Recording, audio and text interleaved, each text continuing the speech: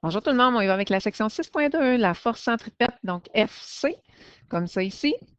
La force centripète peut prendre différents termes. On se rappelle que la force centripète est exercée lorsqu'un objet tourne en rond. Si mon objet s'en va de manière rectiligne, ça ne marche pas. Numéro 1, si on fait tourner rapidement un seau contenant un peu d'eau autour d'un point fixe, l'eau demeure dans le seau.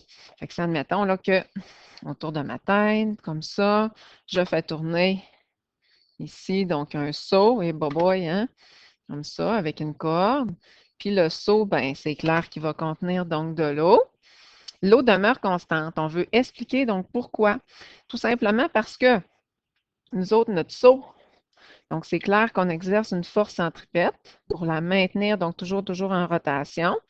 Puis, ben, c'est sûr que notre seau, lui, il va avancer à une certaine vitesse. Les deux vecteurs, sont à angle droit.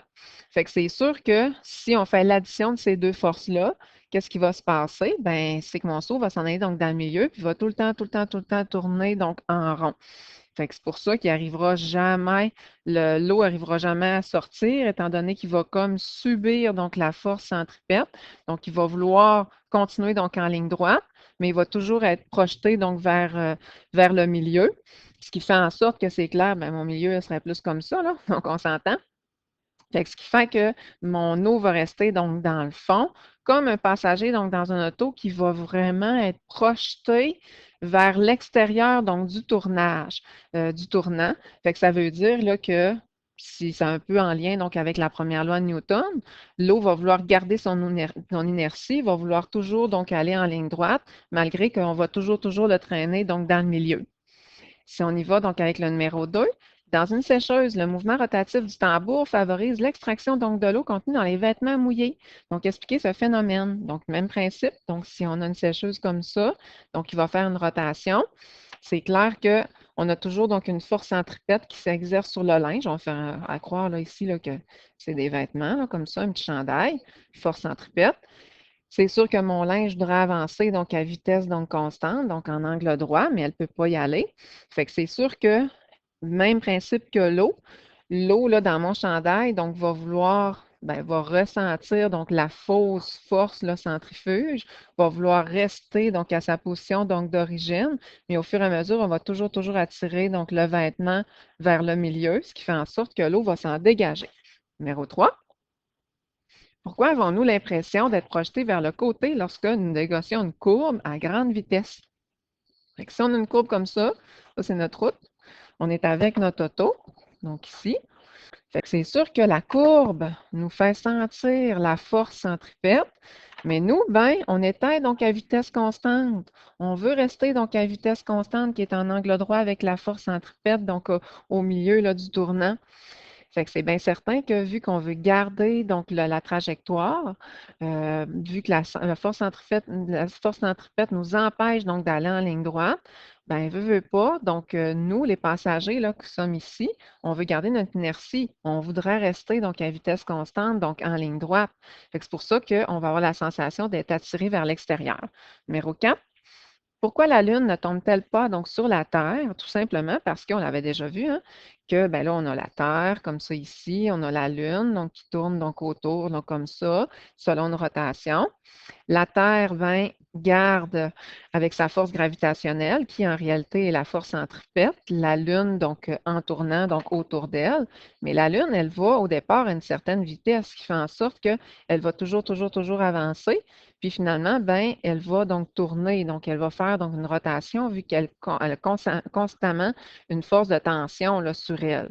Fait que c'est pour ça que même si la force gravitationnelle n'existe plus, ben, la Lune, ben, elle va partir tout droit, tout simplement.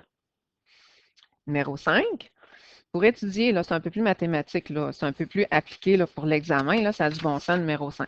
Pour étudier les effets de l'accélération sur le corps humain, la NASA, c'est-à-dire l'Agence spatiale américaine, a mis au point de grandes centrifugeuses dans lesquelles les astronautes peuvent prendre place. Si le rayon d'une de ces centrifugeuses R est de 15 mètres et qu'un astronaute y tourne à une vitesse de 36 mètres par seconde, on veut savoir l'accélération centripète qu'il subit. Fait qu'on a la formule d'accélération centripète, il suffit seulement de l'appliquer.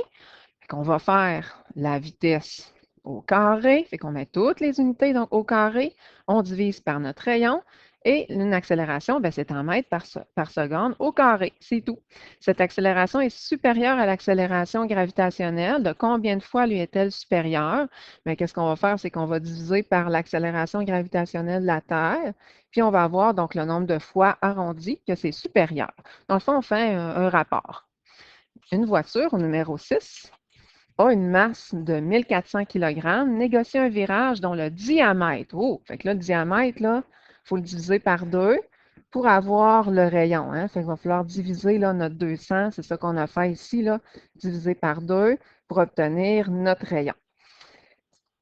Donc, le virage dont le diamètre est de 200 mètres. Donc, cette voiture-là va à une vitesse de 35 km/h. Fait que là, nous autres, on n'aime pas les km/h. On va aller changer ça en mètres par seconde en faisant fois 1000 divisé par 3600. On veut savoir avec le A, quelles sont la grandeur et l'orientation de la force centripète. On cherche la force centripète. Fait qu'on va appliquer directement la formule qui est ici. La formule, c'est la masse en kilogrammes fois la vitesse au carré. Fait qu'avec toutes les unités donc au carré, on divise par le rayon, le diamètre qu'on a divisé en 2, et on obtient la force centripète. C'est tout, c'est de l'application de formule tout simplement. En B, d'où cette force centripète provient-elle? Bien, elle provient finalement donc de la friction exercée par la route là, sur les roues là, de la voiture là, qui va nous tirer donc finalement vers le milieu. Donc, c'est juste ça, c'est une bizarre de question pour le B, mais ça fait le tour de notre section 6.2.